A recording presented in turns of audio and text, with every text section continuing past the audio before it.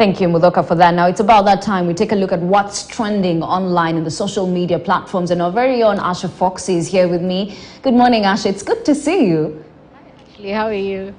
Good to see you, too. Ashley, how are you?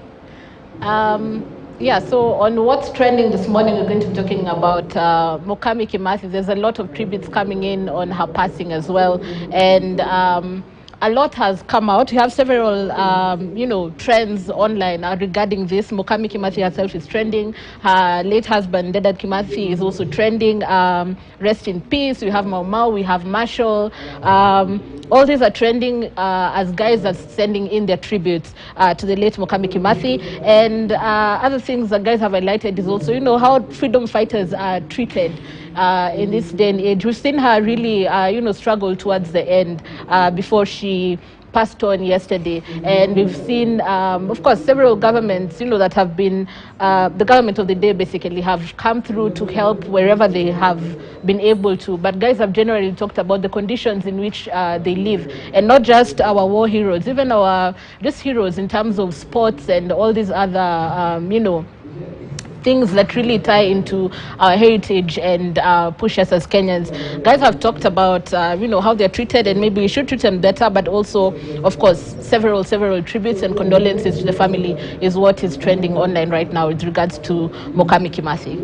And of course, may her soul continue resting in peace. I've just seen a tweet just right now, and they're saying, one of her last wishes was she needed help to find Dedan Kimathi so that she can bury him over 60 years later. It's quite sad, and just it shows what you were saying, that many of these freedom fighters really go through struggles towards the end.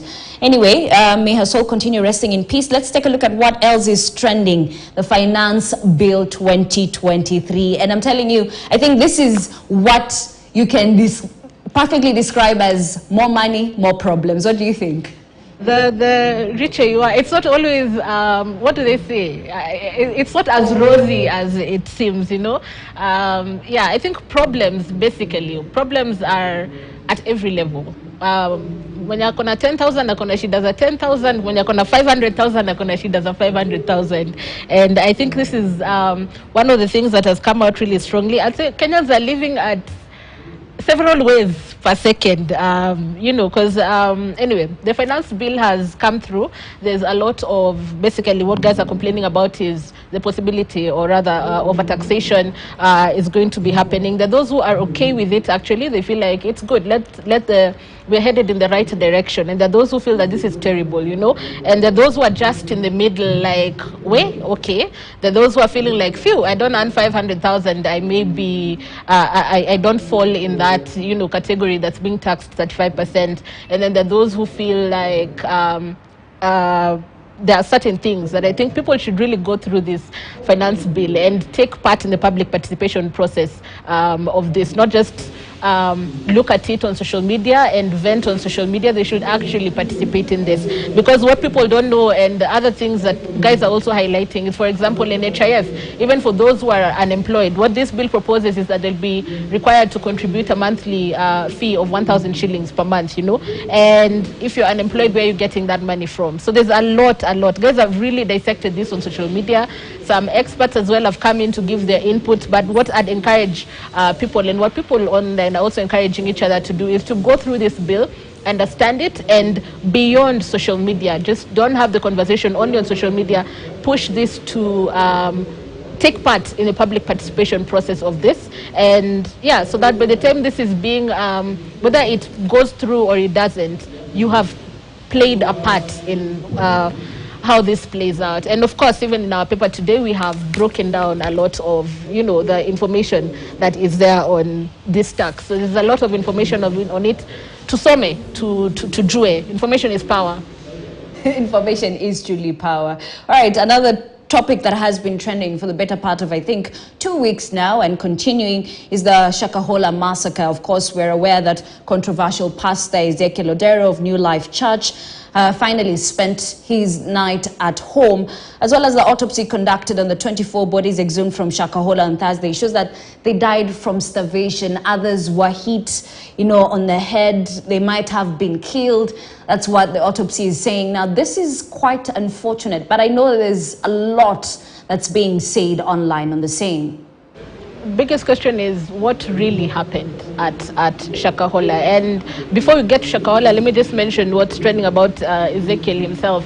The release, the guys who are saying, yeah, it's good. There was really no charge yet that would have him be held for 30 days. And I think that's what even, his lawyers argued. And that's why he was released. Guys have also taken issue with the 1.5 million shilling bail that he was given. They're saying it's too little. This is someone who the banks had been frozen, the church's banks and his assets as well. Some of them had been frozen. 15 bank accounts, there's a lot. Guys are just saying basically the bail could have been more probably. And then again, just the whole scenario that's happening. Mara released, again rearrested. It's just something that guys are watching. But as far as Shakahola goes, it's a very, very sad story. And the big question is what really happened there. I don't know if we'll ever really find out the exact thing that happened, but stories are coming in and it's very sad what's going on there. It's unbelievable, really.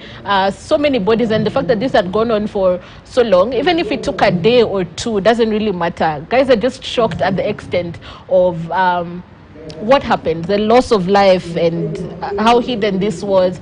Guys have also talked about yes, I know we joke about it online, and there's a lot of joking as well going on. Guys are looking for, a brighter side, which I think is just, let me say, it's a KOT thing that people do. It's a Kenyan thing. We take the bad things and sometimes find the joke in it just to lighten the moment. So you'll see things like Kitawaramba is trending, because one of the things that was said was mnachopigana nacho hamkijui Kitawaramba. So Kitawaramba is trending. We've seen people talk about kusafishiwa nyota na kupokea nyota. Those are some of the things that are being preached by these pastors. And then the other thing that has also come out of this, we've seen in other places as well. It's like there's a sort of crackdown going on as well on radicalization in churches, or rather hiding behind churches to radicalize people. In Naivasha yesterday, there were 12 people who were arrested with regards to this as well. Some church leaders were arrested with allegations of radicalizing the residents in the area. So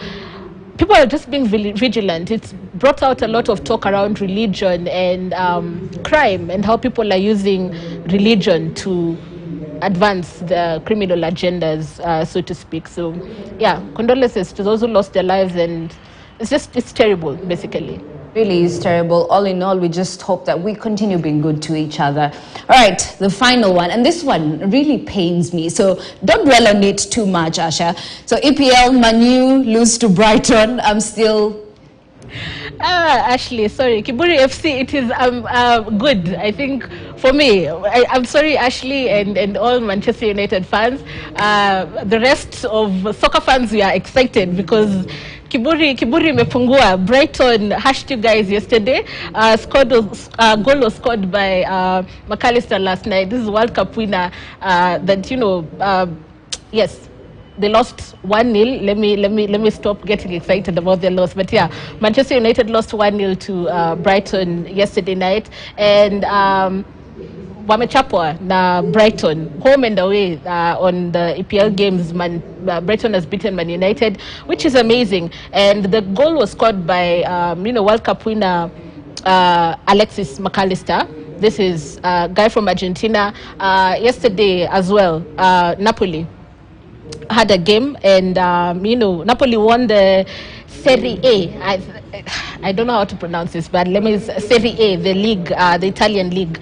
The Napoli won. They have 5 games in hand, but they've already won because there's no way, even if all the other teams score and win all their games, there's no way they're going to overtake them. And this is the first win in 33 years, so that's amazing for them. And then something else that happened, Diego Maradona must be happy, honestly. He must be happy from wherever he is, because his country won the World Cup. His country that won the World Cup also won the league. That's Napoli. McAllister also scored the goal that beat Brighton yesterday. It must be amazing. But away from what happened yesterday. Let's look at EPL this weekend. We have several games coming in. The major games will be Man City versus Leeds. That's happening tomorrow. We also have Tottenham versus Crystal Palace, and we have Liverpool versus Brentford. On Sunday, we have Newcastle versus Arsenal, and West Ham again versus Man United. Ashley, I hope your team does better on Sunday.